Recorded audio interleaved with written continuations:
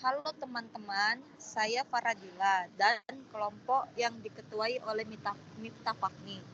Di sini kami akan menjelaskan audit TI yang meningkatkan tata kelola dan nilai tambah. Pada dasarnya, teknologi telah berdampak pada berbagai aspek penting dalam bisnis, termasuk penggunaan dan pengolahan data, sistem pengawasan dan praktik audit. Pada era digitalisasi sekarang ini, sebagian besar perusahaan telah menggunakan teknologi dalam mendukung proses bisnisnya. Teknologi tidak hanya digunakan untuk membantu penyelesaian administrasi saja, namun telah digunakan sebagai faktor utama dalam keberlanjutan bisnis suatu perusahaan. Perusahaan besar sudah banyak yang menerapkan automation dalam setiap tahapan bisnis, utamanya. Oleh karena itu, evaluasi terhadap seluruh komponen teknologi yang ada di perusahaan perlu dilakukan secara rutin. Tujuan audit TI untuk meningkatkan daya saing dengan beberapa aspek yang perlu dilakukan, yakni mengukur kinerja teknologi yang ada supaya dapat menemukan solusi dari setiap permasalahan yang ada, meningkatkan produktivitas supaya mendapatkan pendapatan juga meningkat. Dalam pelaksanaannya, audit TI juga berkaitan dengan audit operasional lainnya. Dengan pelaksanaan audit TI yang efektif, maka dapat membantu dalam penentuan strategi pelaksanaan audit operasional. Apabila hasil audit TI efektif, maka pelaksanaan audit operasional dapat difokuskan melalui pada kontrol-kontrol yang bersifat manual, yang belum menjadi cakupan pada audit TI. Sampel audit yang dibutuhkan juga akan lebih sedikit karena kontrol yang dievaluasi pada audit TI bersifat terstruktur karena sepenuhnya dilakukan oleh sistem. Namun, apabila hasil audit TI yang tidak efektif, maka pelaksanaan audit operasional akan lebih berat dikarenakan auditor tidak dapat mengandalkan kontrol yang ada di aplikasi. Dan seperti yang kita ketahui, bersama kontrol yang dilakukan secara manual, memiliki risiko konsistensi yang tinggi terhadap perlakuan dan pelaksanaan ruang lingkup IT audit dapat dikelompokkan menjadi dua bagian, yaitu IT General Control dan IT Application Control, yang masing-masing memiliki kriteria yang berbeda, namun saling terkait satu sama lain, karena diawali dengan penentuan proses dan aplikasi yang akan menjadi objek audit. Need for IT audit. Pertama, membantu mengenali kerentanan, keamanan, dan menjamin penerapan kontrol yang sesuai untuk melindungi aset informasi. 2. Membantu mengenali kerentanan keamanan dan menegaskan penggunaan kontrol yang sesuai untuk melindungi aset informasi. 3.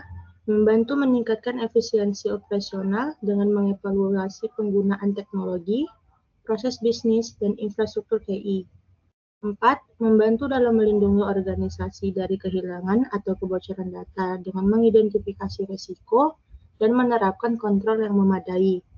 5. Membantu dalam melindungi organisasi dari kehilangan atau kebocoran data dengan mengidentifikasi risiko dan menerapkan kontrol yang tepat.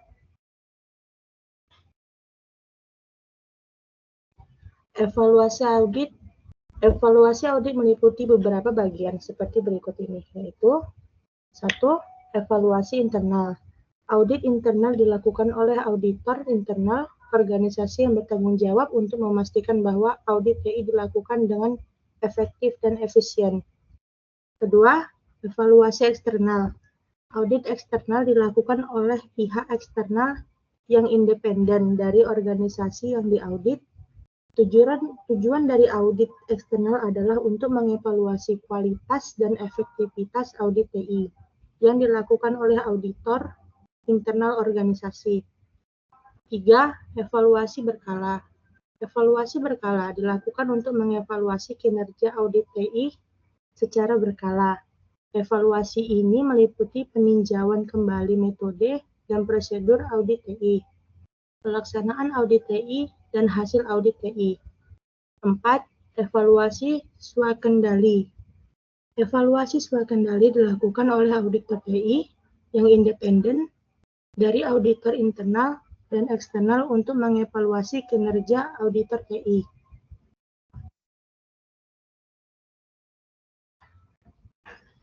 Proses audit TI merupakan serangkaian langkah yang sistematis yang dilakukan oleh auditor untuk mengevaluasi kepatuhan, efektivitas, dan efisiensi suatu sistem, proses atau aktivitas dalam suatu organisasi.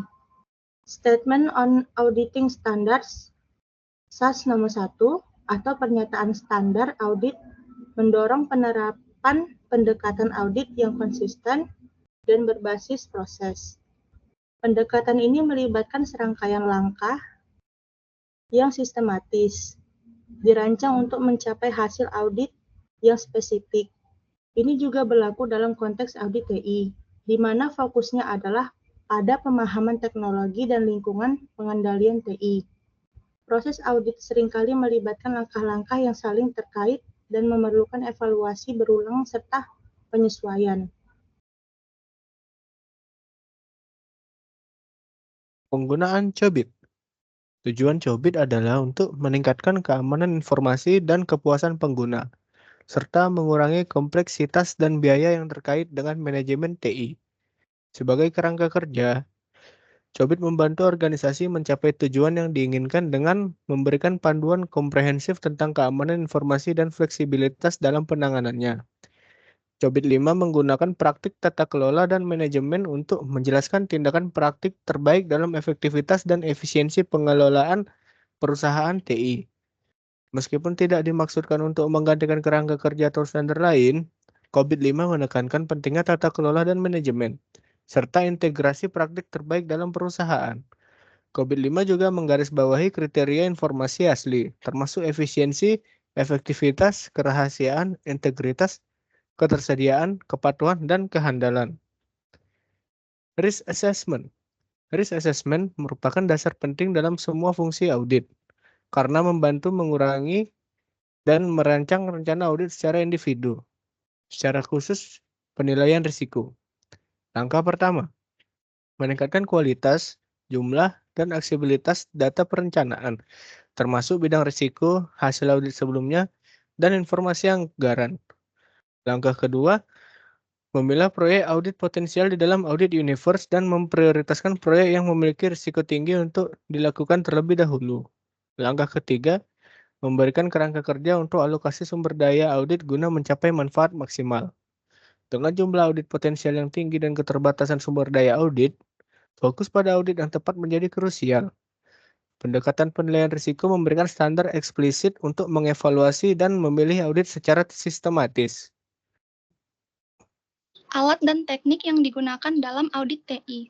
Dengan menggunakan alat-alat audit yang tepat, auditor TI dapat dengan lebih efektif mengidentifikasi dan menyelidiki insiden keamanan informasi, serta memastikan bahwa sistem TI mematuhi kebijakan keamanan yang ada.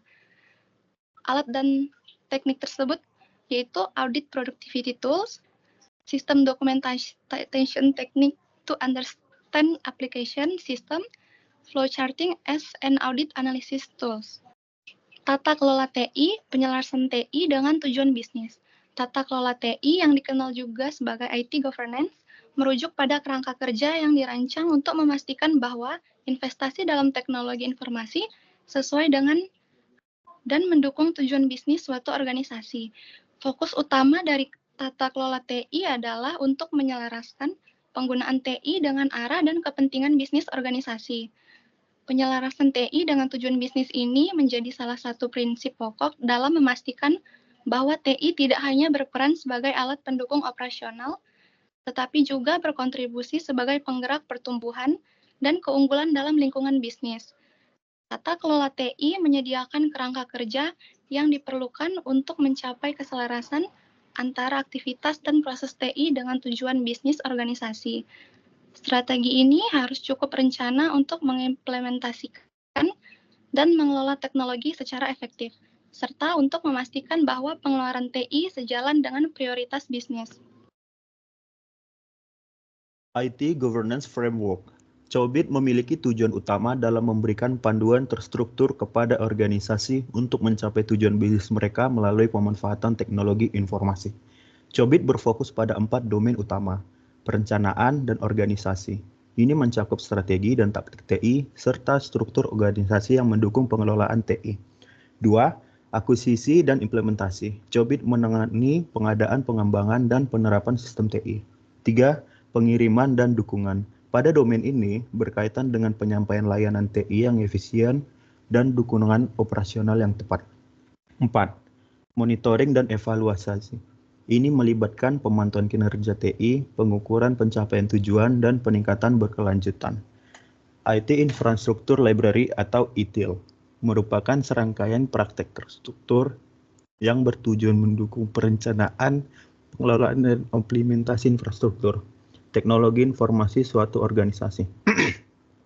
ITIL memberikan panduan komprehensif untuk efisiensi dan efektivitas manajemen layanan TI, serta memastikan kesesuaian layanan TI dengan kebutuhan bisnis dan pengguna. ISO 27002 adalah standar internasional yang memberikan pedoman dan praktik terbaik untuk manajemen keamanan informasi. Dikembangkan oleh British Standard Institution atau BSI sebagai ISO atau IEC 17799. Standar ini kemudian akan diadopsi oleh International Organization of Standardization atau ISO dan International Association Commission ISC. Sebagai bagian dari seri standar ISO atau IEC 2700 terkait keamanan informasi ISO 2702 memberikan kerangkaian kerja komprehensif untuk mengidentifikasi, menganalisis, dan menangani risiko keamanan informasi di organisasi. Standar ini mencakup berbagai area, serta kebijakan keamanan informasi, pengelolaan akses, keamanan fisik dan lingkungan, serta pengelolaan operasional, komunikasi, pengembangan, pembelian sistem, dan pengelolaan keamanan informasi secara umum. IT Strategy. IT Strategy adalah suatu perencanaan tingkat atas yang menggambarkan bagaimana suatu organisasi akan memanfaatkan teknologi informasi atau TI untuk mencapai tujuan bisnisnya. Hal ini melibatkan pengenalan kebutuhan dan peluang di ranah TI, penyusunan rencana untuk memenuhi kebutuhan tersebut, dan pengaturan penggunaan sumber daya TI organisasi secara efektif guna mendukung visi dan misi perusahaan. Rencana strategis TI memberikan panduan operasional dan kerangka kerja untuk mengevaluasi investasi teknologi yang mendukung strategi bisnis secara keseluruhan melalui dukungan strategi, standar arsitektur, dan perencanaan teknologi. Investasi dalam TI dapat dievaluasi secara efisien dan lingkungan yang aman dapat dipertahankan. Risk Management. Manajemen risiko memastikan bahwa kerugian tidak menghambat kemampuan manajemen organisasi untuk mencapai tujuan mereka, termasuk melindungi aset dan mendapatkan nilai yang diharapkan dari investasi. Proses manajemen risiko TI yang terstruktur dengan baik sangat penting untuk mengembangkan program keamanan yang sukses untuk melindungi aset TI organisasi. Dengan menggunakan metodologi manajemen risiko yang efektif, manajemen organisasi dapat mengidentifikasi pengendalian yang memadai untuk sistem TI mereka. Risk Assessment. Risk Assessment merupakan proses terstruktur untuk mengenali, mengevaluasi, dan mengukur risiko yang terkait dengan aktivitas proyek atau operasi suatu organisasi. Tujuannya adalah untuk memahami risiko-risiko yang mungkin dihadapi oleh organisasi dan menentukan tingkat risiko yang terkait dengan setiap ancaman atau peluang. Risk Assessment sebagai komponen kunci dan manajemen risiko karena membantu organisasi memahami risiko-risiko yang mereka hadapi dan mengambil langkah-langkah yang sesuai untuk mengelolanya secara efektif. Dampak di sisi lain adalah perkiraan potensi kerugian jika peristiwa tertentu terjadi. Risiko dikategorikan sebagai berikut. A. Kritikal. Ekspor akan mengakibatkan kebangkrutan misalnya. B. Importan. Kemungkinan kerugian tidak akan menyebabkan kebangkrutan, tapi mengharuskan perusahaan mengambil pinjaman untuk melanjutkan operasinya. C. Unimportant. Exposure yang dapat diakomodasi oleh aset yang ada atau pendapat saat ini tanpa memaksakan tekanan keuangan yang tidak semestinya. Project Management. Tujuan dari manajemen proyek adalah untuk mengenal pasti, menetapkan, mengkoordinasi, dan memantau aktivitas, tugas, dan sumber daya yang terlibat dalam suatu proyek agar selaras dengan tujuan dan sasaran organisasi. Pengendalian atas pengelolaan proyek memenuhi kebutuhan bisnis organisasi biasanya mempertimbangkan 1. Sponsor manajemen bisnis proyek, 2. Kemampuan manajemen proyek, 3. Keterlibatan pengguna, 4. Perincian tugas, definisi pencapaian, dan persetujuan fase, 5. Alokasi tanggung jawab, 6. Pelacakan pencapaian dan hasil yang dicapai secara ketat, 7. Anggaran dan keseimbangan sumber daya internal dan eksternal, 8. Rencana dan metode pinjaman mutu, 9. Penilaian risiko program dan proyek transisi dan pengembangan ke operasi. Sekian dari kelompok kami telah menyampaikan.